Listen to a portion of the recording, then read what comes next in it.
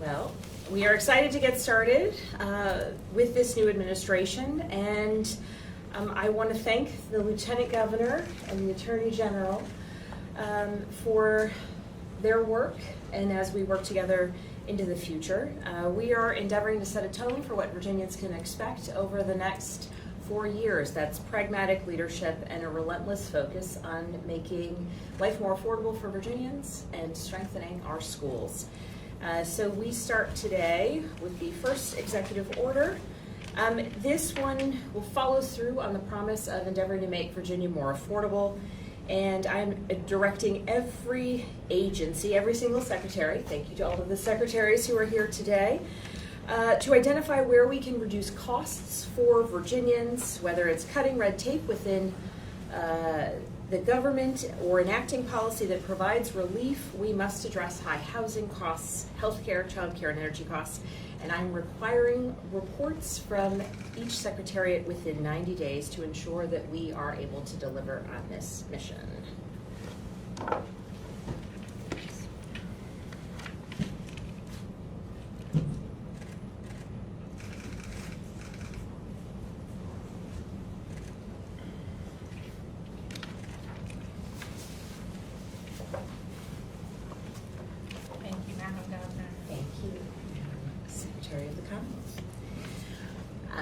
The second executive order relates to healthcare financing. We are establishing an interagency health financing task force.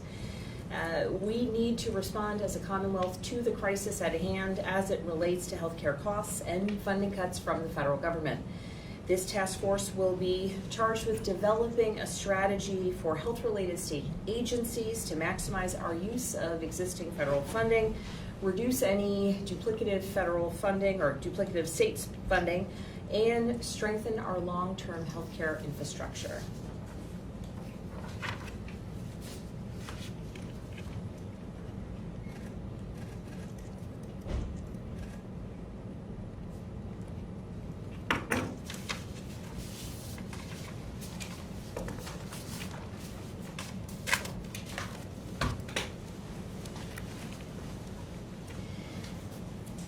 This executive order responds to the challenges impacting the affordability crisis in housing across the Commonwealth.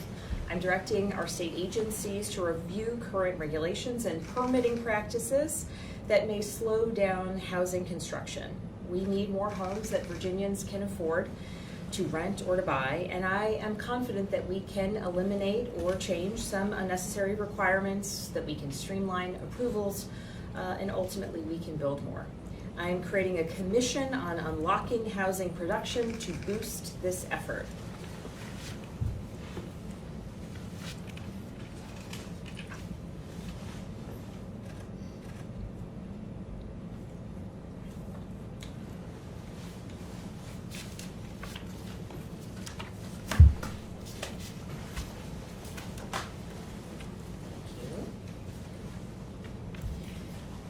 I know a shared priority for everyone in this room is to strengthen Virginia's public schools, and this executive order focuses on academic excellence. We are going to be relentless in strengthening reading and math performance.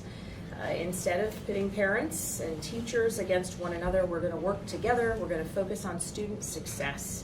So I'm directing the Virginia Department of Education to review the school performance and support framework and to implement recommendations for improvement from last year's JLARC findings so that we can serve students, parents, and educators.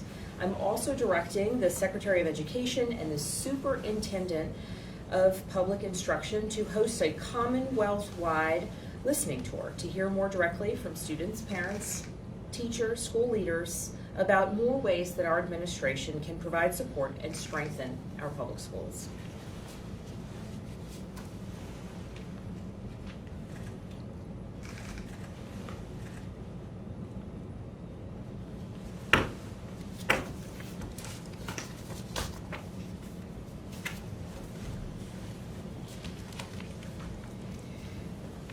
Across the Commonwealth, we have faced the real impacts of federal actions and the impacts of the chaos coming out of the federal government.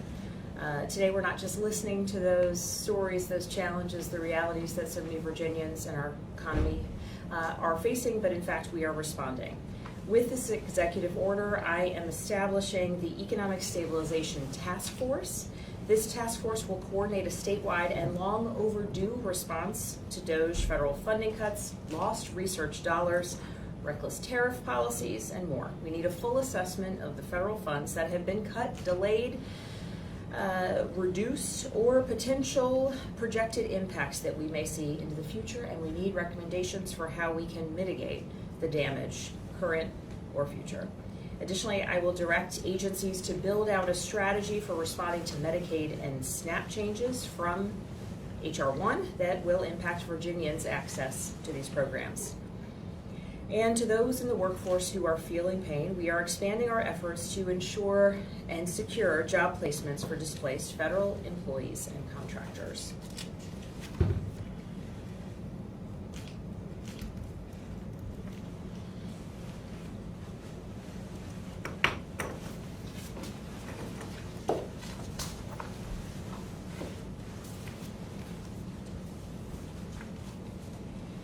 And finally, we are responding to the challenges of political interference that we have seen at our world-class public universities. This executive order directs the Secretary of Education alongside the Secretary of Commonwealth to review the process for appointing members to Virginia's public higher education governing boards. My administration will review potential legislative or policy avenues to reform our current system to make sure that we are putting the interests of students, faculty, our universities, and Virginia first.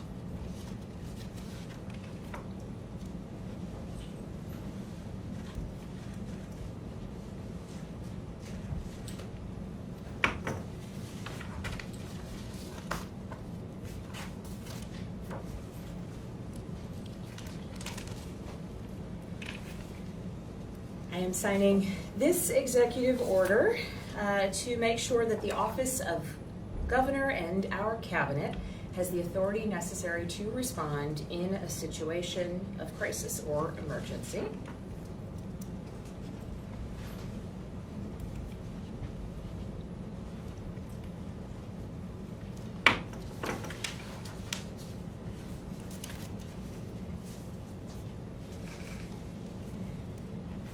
This executive order provides my team with the authority to participate in critical planning, budgetary, and personnel decisions, ensuring that my Chief of Staff, Bonnie Kren-Sherman, has the authority to do her job and do it well.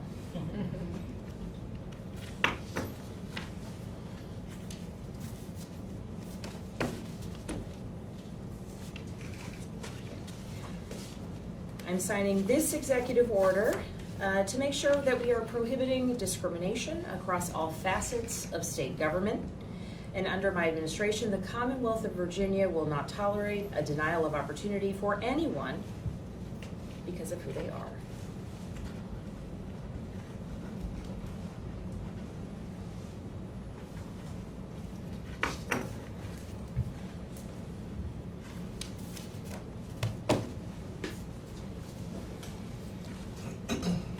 And this executive order rescinds executive order number 47. State and local law enforcement should not be required to divert their limited resources to enforce federal civil immigration laws. It is a responsibility of federal law enforcement. Virginia state and local law enforcement officers must be able to focus on their core responsibilities, investigating crime and community policing.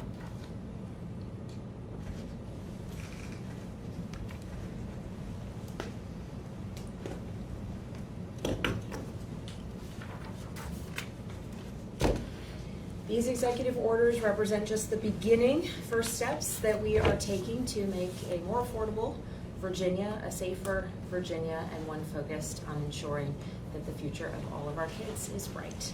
Thank you so much for your time today.